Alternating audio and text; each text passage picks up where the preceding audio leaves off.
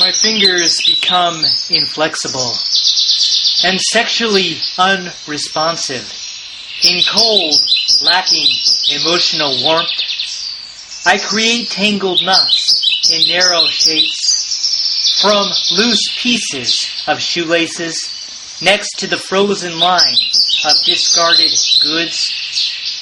I feel the white winter drifts running the length of the iced-up meadows, filled with snow, with the evergreens retaining its foliage. A bush with no leaves is decoration, standing naked around trunks of oaks, with limbs unoccupied of bird songs. No sparrows make tuneful sounds, while hearing no finch crackling seeds, or hummingbirds beating its wings. Still, my mind burns a mental picture, having relatory ignorance of building a birdhouse in the snow. I long to hear a musical composition consisting of birds singing to attract a mate and defend nest territory.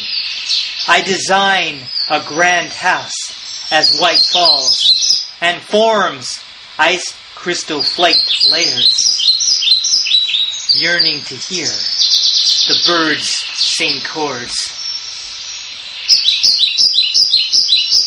I am persistent in protecting singing birds from losing their voices in snow blankets or the bitter stinging wind of winter.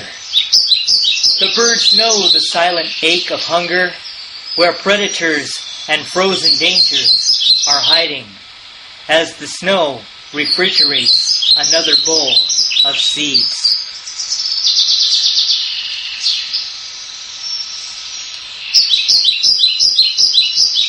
Winter freezes the evergreen branches without gardens and weeds or sunflowers. When bones are throbbing from cold flying, there is no place for a bird to sing. When the trees have been blanketed, while sparrows and cardinals look for a meal, I build them a redwood feeder with insulation, anticipating that birds will fly to eat the warm seeds, with the expectation that each bird finds a safe home. My life is suddenly giddy like drunkenness, with optimism for the bubbling sound for bird songs, while there is no blanket between the snow and the bird.